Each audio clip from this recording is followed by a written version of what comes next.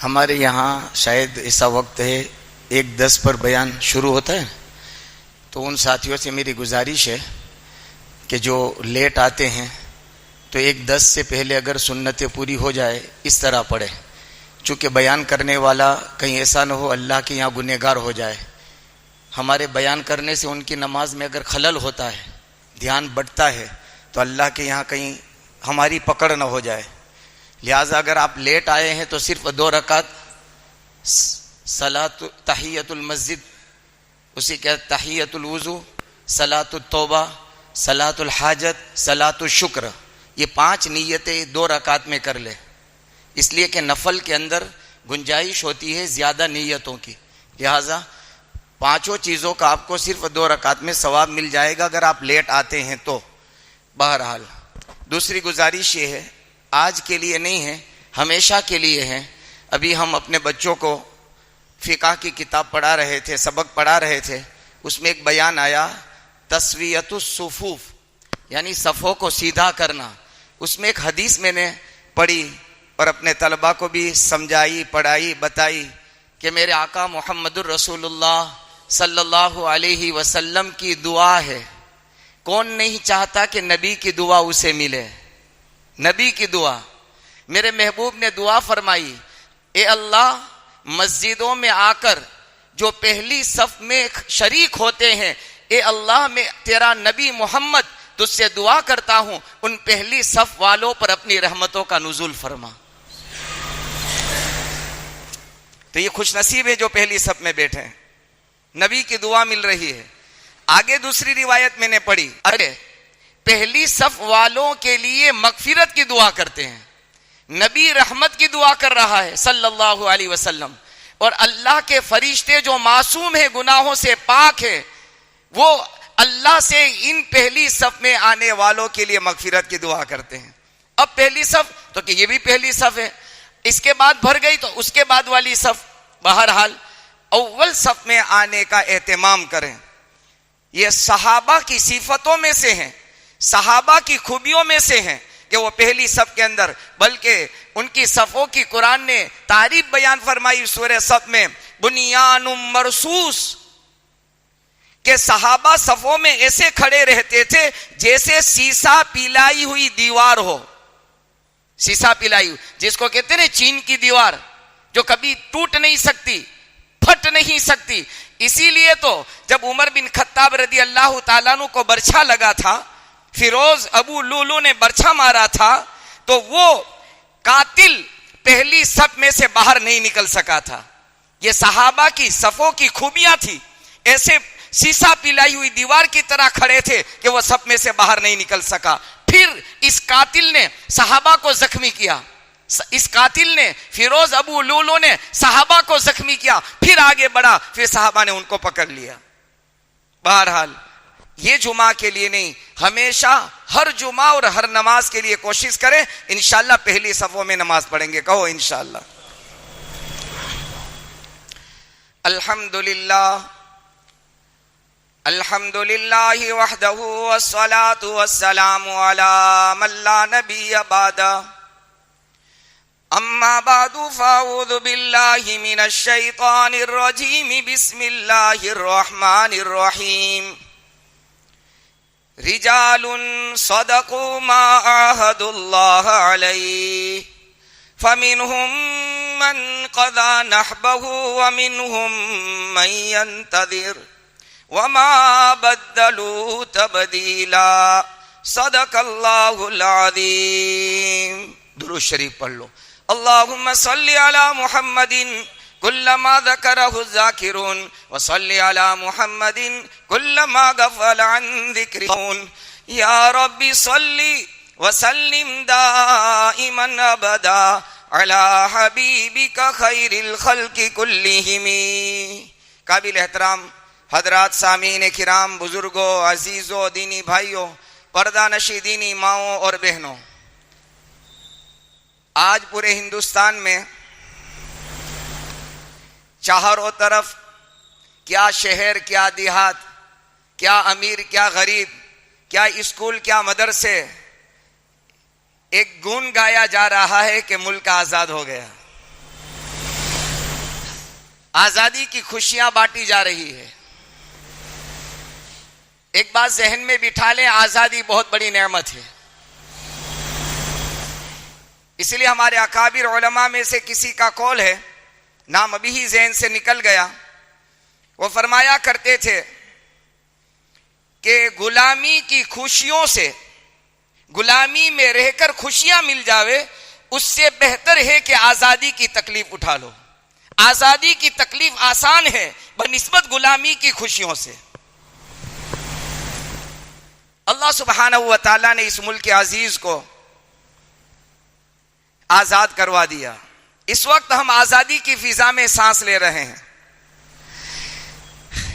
यह मौजू मुझे शायद हो सकता है अगले जुमा को भी, अगर मौलाना इजाजत देंगे तो जारी और सारी रखना पड़ेगा। क्यों जारी रखना पड़ेगा? क्या जरूरत है? बहुत ज्यादा जरूरत है, अशद्द जरूरत है। क्योंकि हमने सिर्फ इस मुल्क की आजादी को देखा है, समझा है, सुना है कि मुल्क आजाद हो गया, लेकिन इस आजादी के पीछे की कुर्बानियां और इस आजादी के पीछे की दास्तानें और कितने साल इस मुल्क को आजाद करने में लगे, और इस मुल्क की आजादी के लिए मुसलसल 100 साल, कितने साल भाई? 100 साल, एक पूरी सदी इस मुल्क हिंदुस्तान की आजादी के लिए सिर्फ और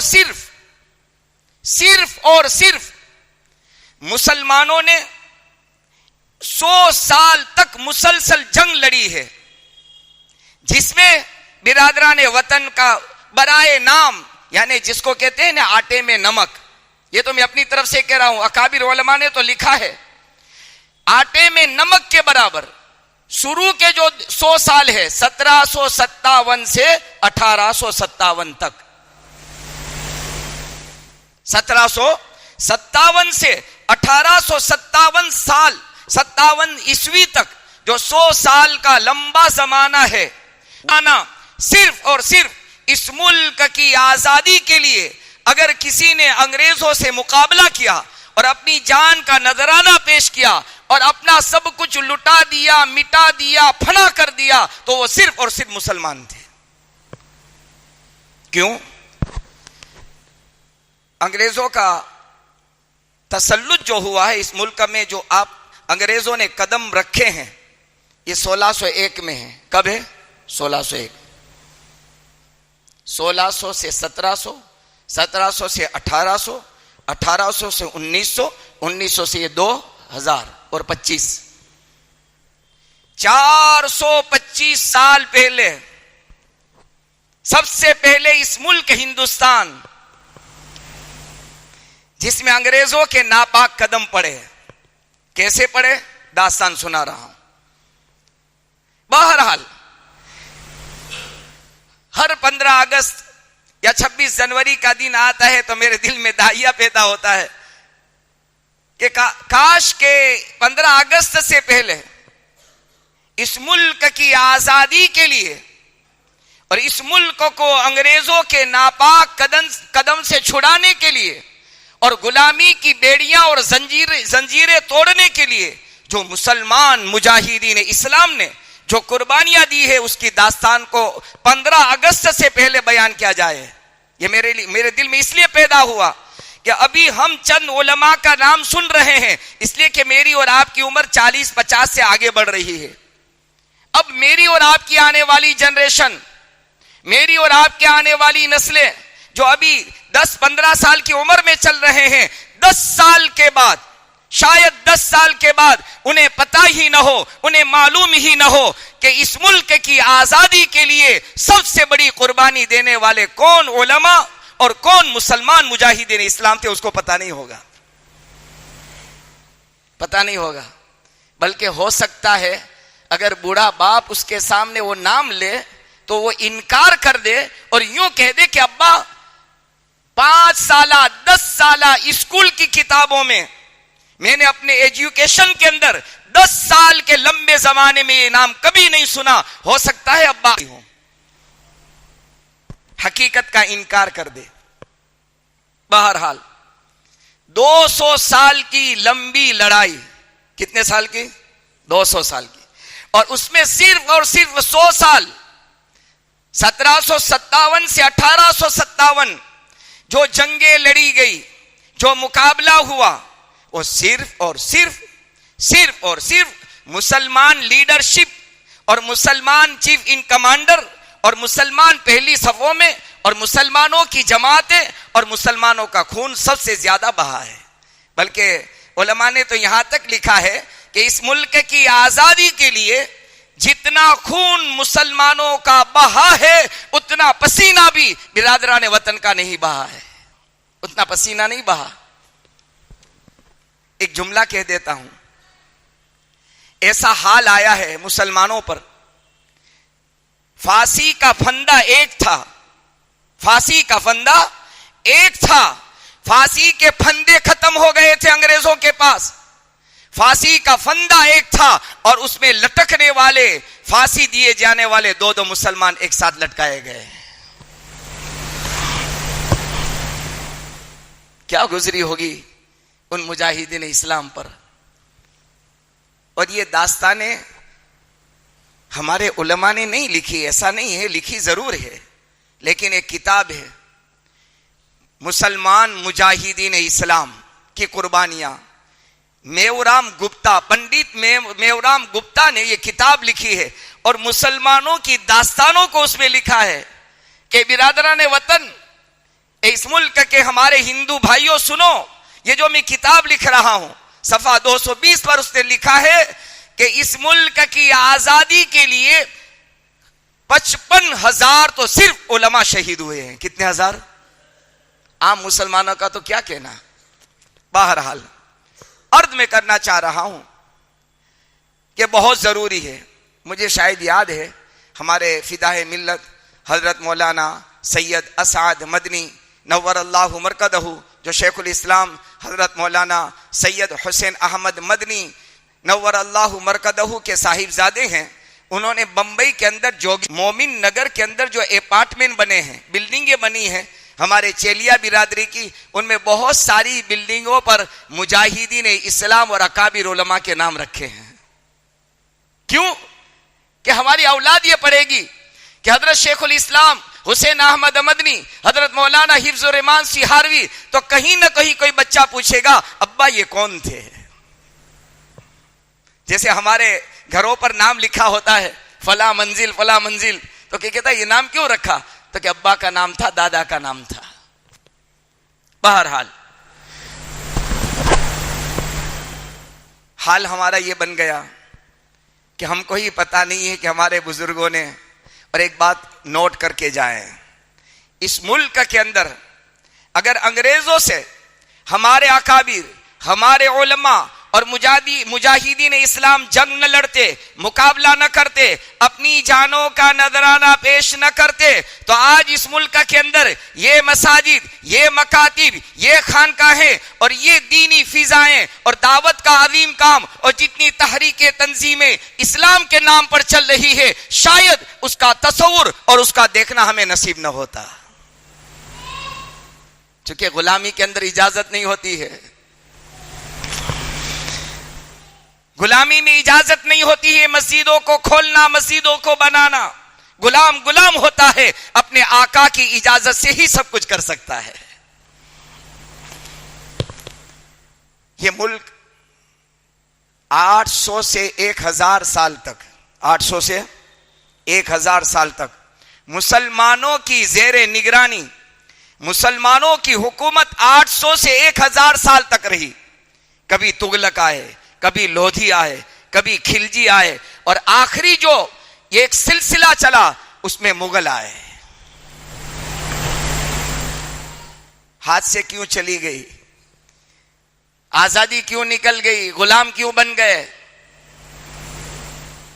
मुल्क हाथ से क्यों निकल गया। 800 साल तक बरसरे इख्तिदार और कुर्सी पर बैठने के बाद एक बात याद रखना, जब बंदा अहल होता है, लायक और फाइक होता है, तो अल्लाह उससे खिदमात लेते हैं और अल्लाह उसको कुर्सी और ओहदा देते हैं। जिस दिन अल्लाह की नजर में ये कुर्सी पर बैठने वाला, ये हुकूमत करने वाला, ये इख्तिदार में बैठने वाला नालायक हो जाता है, ना अहल हो जाता है, अल्लाह की रस्सी ढीली है, लेकिन एक दिन अल्लाह अपनी रस्सी को खींचते हैं। सनस्तदरिजुहुम मिन हैथु ला यअलमून व उमली लहुम इन्न कैदी मतीन। ये मेरे अल्लाह का कुरान में ऐलान है कि ए लोगों, मैं अपनी रस्सी को ढीली देता हूं, ढील छोड़ता हूं। सनस्तदरिजुहुम, ढीला करता हूं, व उमली लहुम इन्न कैदी मतीन, मेरी पकड़ बहुत सख्त है। अल्लाह ने रस्सी ढीली छोड़ी। इख्तिदार के नशे में, हुकूमत के नशे में, सल्तनत के नशे में मुसलमान अपनी जिम्मेदारियों को भूल गया।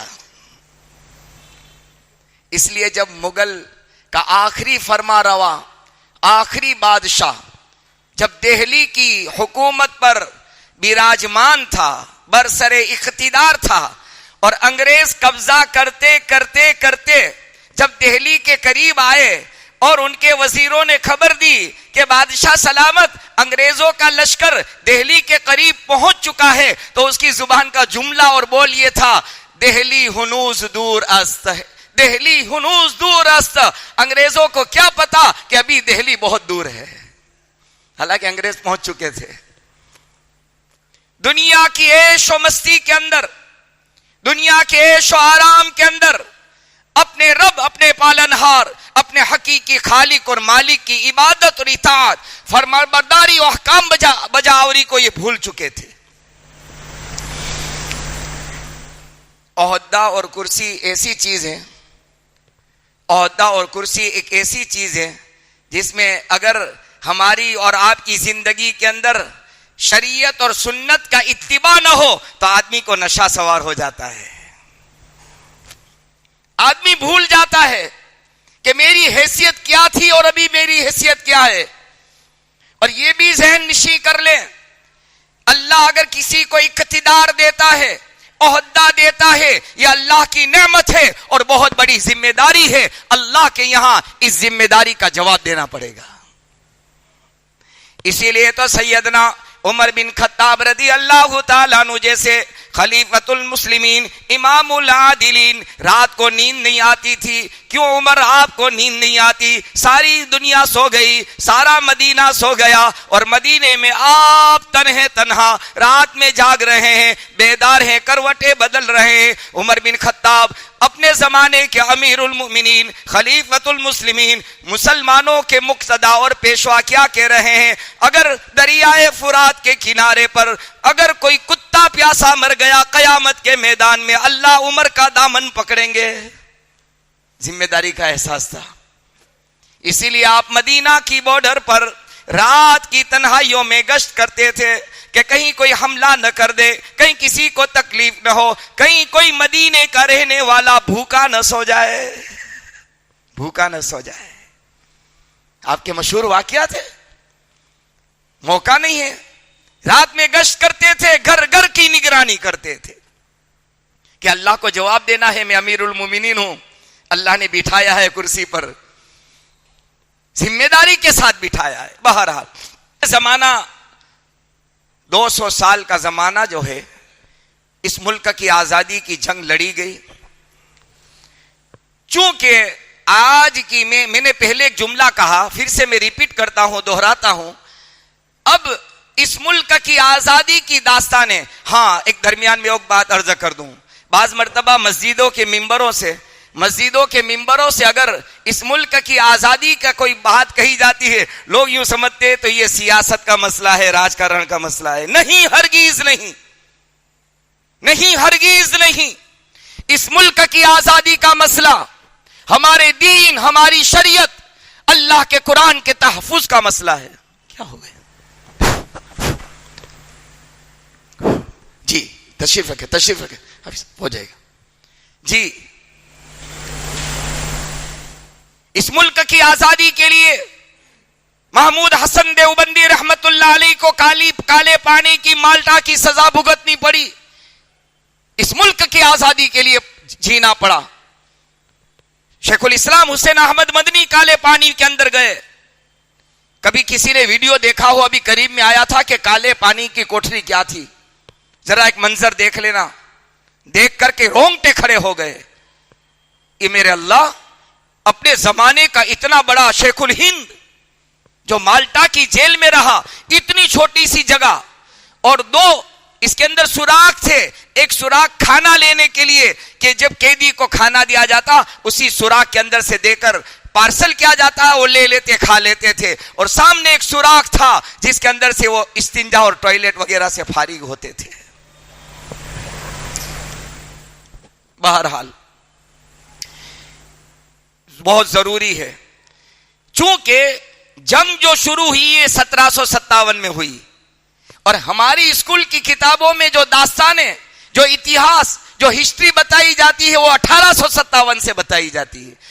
100 साल पीछे, 100 साल का लंबा जमाना इन्होंने उसको हजफ कर दिया, मिटा दिया, भुला दिया, और भुलाने की कोशिश हो रही है कि 100 साल के लंबे जमाने में तो के तन्हे तन्हा लीडरशिप तो के मुसलमानों के हाथ में थी। 1601 अंग्रेज आए,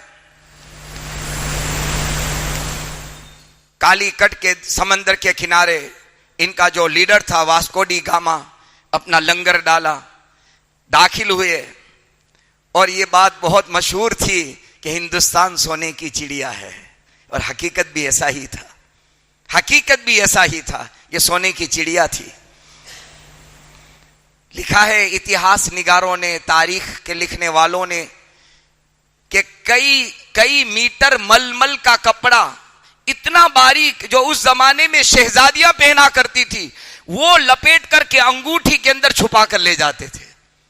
कितना कीमती और कितना बारीक हुआ होगा।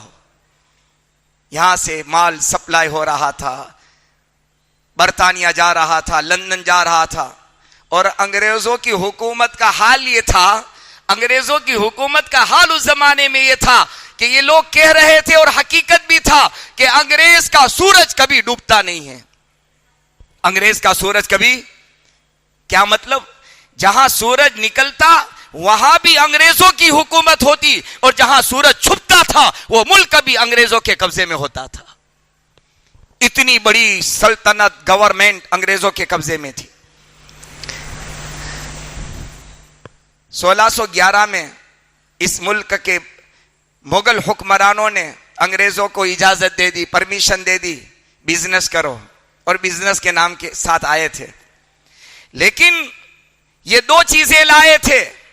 मैं आपसे भी गुजारिश करता हूं, हम सिर्फ बहैसियत मुसलमान होने के सिर्फ बिजनेसमैन नहीं है, व्यापारी नहीं है, ताजिर नहीं है, एक ताजिर होने के साथ साथ मोहम्मद रसूलुल्लाह सल्लल्लाहु अलैहि वसल्लम का सच्चा पक्का फरमान और आपका पैगाम उम्मत को पहुंचाने के जिम्मेदार हैं। मेरी तिजारत, आपकी तिजारत, जहां तिजारत है वह अल्लाह के दीन की दावत का जरिया है। यह चीज अंग्रेजों ने समझी थी, ईसाइयों ने समझी थी, क्रिश्चियनिटी ने समझी थी कि हम हिंदुस्तान के अंदर सिर्फ बिजनेस और तिजारत के लिए नहीं जा रहे हैं, अपना मजहब साथ में लेकर आए, और क्रिश्चियनिटी की उन्होंने तबलीग और इशात और नश्र इशात करना और पैगाम पहुंचाना शुरू कर दिया। जहां बिजनेस किया वहां पोप और पादरी को साथ में लेकर आए कि हम बिजनेस करेंगे, तुम अपना दीन फैलाओगे, तुम अपना मजहब इस इंसानियत को बताओगे, अखलाक पेश करोगे। दो काम हो रहे थे, बिजनेस भी हो रहा था और ईसाइयत की तबलीग भी हो रही थी।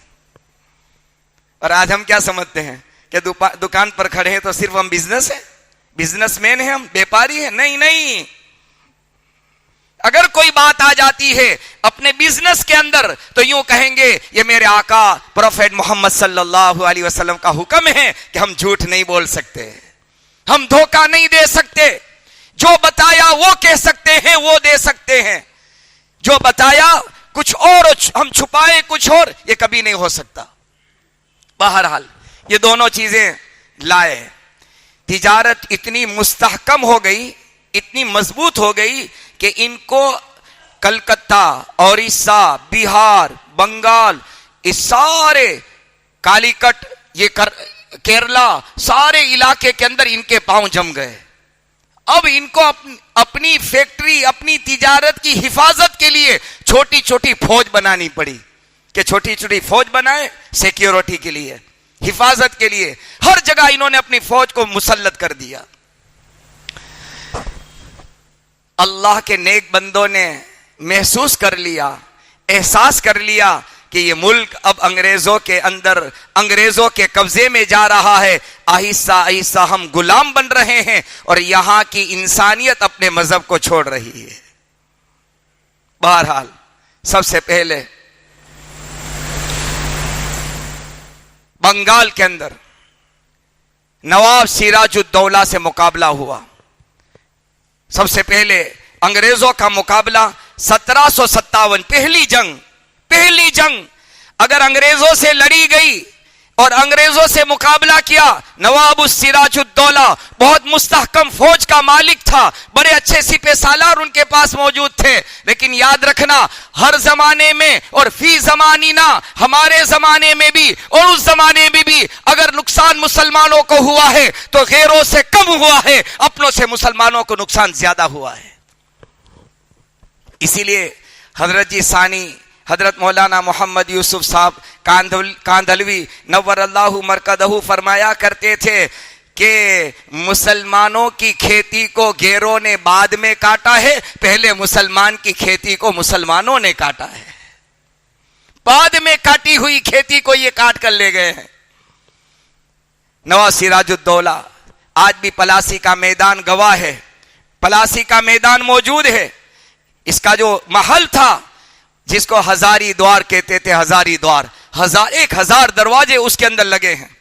बहुत डट कर जमकर मुकाबला किया अंग्रेजों से, लेकिन चूंकि अंदर से कुछ बगावत पैदा हो गई, अंदर से कुछ ऐसे भेद और राज फाश हो गए, अंग्रेजों को पता चल गया। और कहावत भी है, का भेदी लंका ढाए, घर का भेदी लंका ढाए। इन्होंने बता दिया कि नवाब सिराजुद्दौला ये मुकाबले में ये तैयारी कर रहा है। पलासी के मैदान में जंग हुई, नवाब सिराजुद्दौला शहीद हुए, आपके सिपह सालार, आपके फौज और आपकी आर्मी शहीद हुई। पहला ये मौका था 1757 का कि हिंदुस्तान की आजादी की पहली जंग लड़ी गई और वहां मुसलमान नाकाम हुए।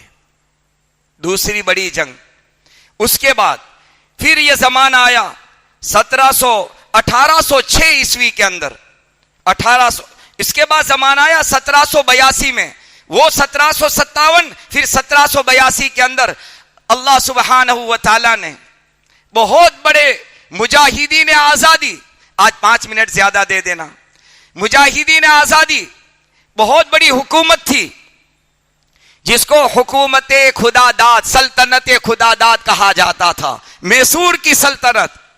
और वहां फतेह अली खान उर्फे टीपू सुल्तान रहमतुल्लाही अलैह वहां हुक्मरान थे।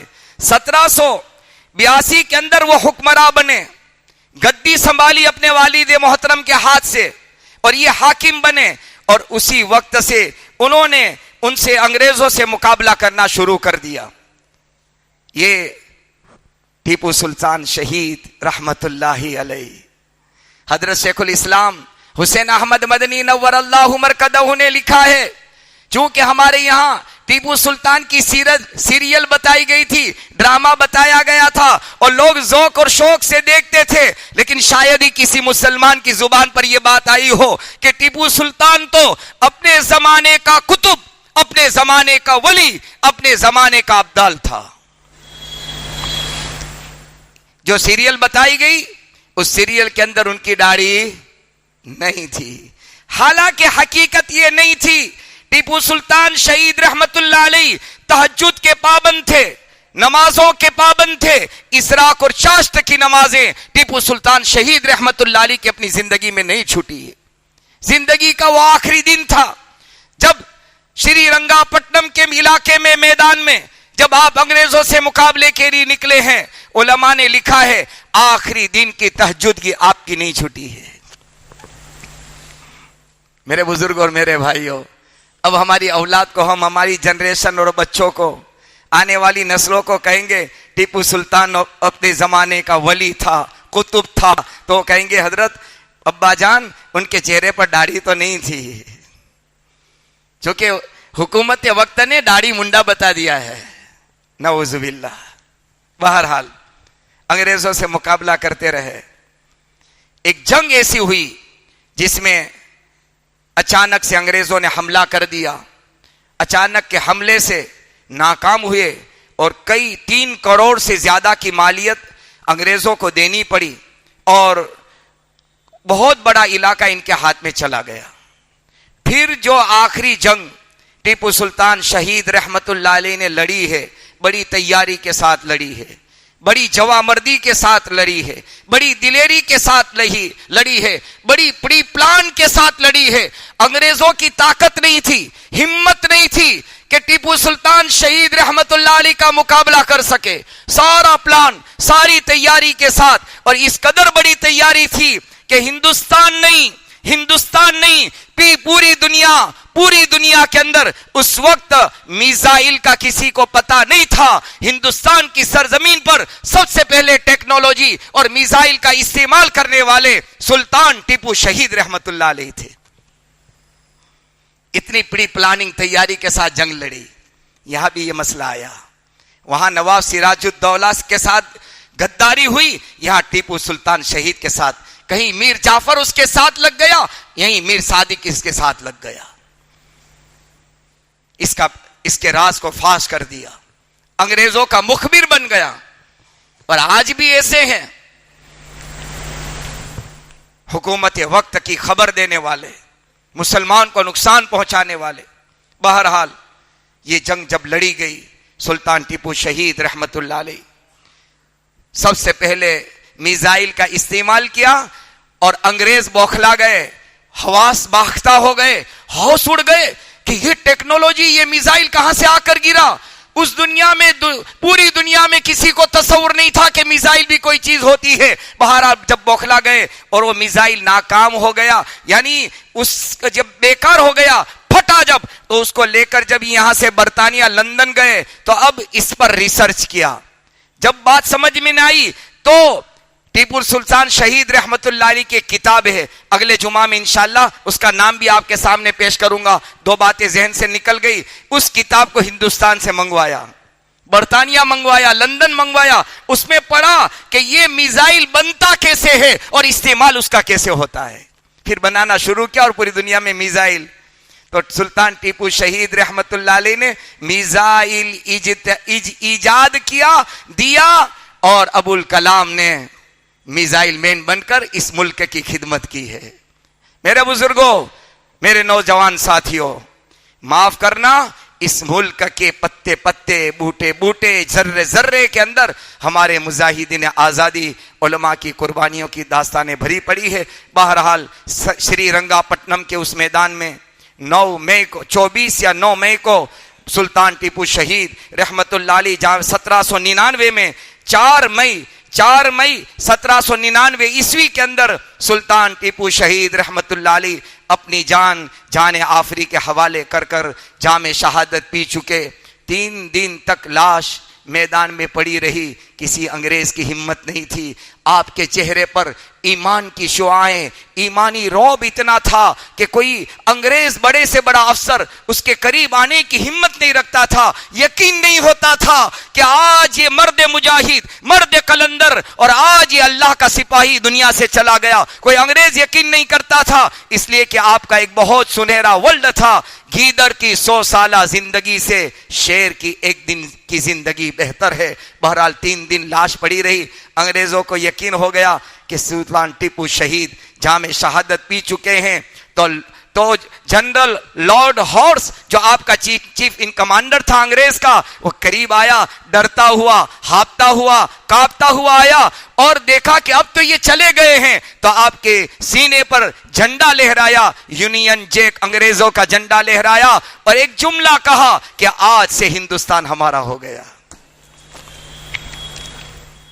ये एक बहुत बड़ी चट्टान थी अंग्रेजों के खिलाफ कि अगर ये हैं तो ये मुल्क में से हमारी हुकूमत खत्म हो जाएगी। बहरहाल 1799 के अंदर आपने जाम शहादत पिया। उसके बाद की मुख्तसर दास्तान अगले जुमा में मुख्तसर वक्त में आपके सामने इसलिए पेश करना ज़रूरी है कि हमारे बच्चों को हम बताएं कि बेटा इस मुल्क की आज़ादी के लिए 55,000 उलमा, कोई दरख्त ऐसा खाली नहीं था, कोई दरख्त ऐसा बाकी नहीं था जहां उलमा की लाशें न लटकी हो। बड़ी दिल दहलाने वाली दास्तानें हैं आज़ादी हिंद के बारे में। अल्लाह से दुआ करते हैं अल्लाह सुब्हानहू व तआला इन कुर्बानी देने वाले मुजाहिदीन की कुर्बानियों को अल्लाह कबूल फरमावे, अल्लाह ने इनकी शहादत को कबूल फरमावे और इनके दर्जात को बुलंद फरमावे, और इस मुल्क को अल्लाह फिर से अमन चैन सुकून का गहवारा बना दे, और अल्लाह ताला हमें इस आज़ादी की कदर करने की तौफीक नसीब फरमाए। जामिया खदीजतुल कुबरा नेपाल का बड़ा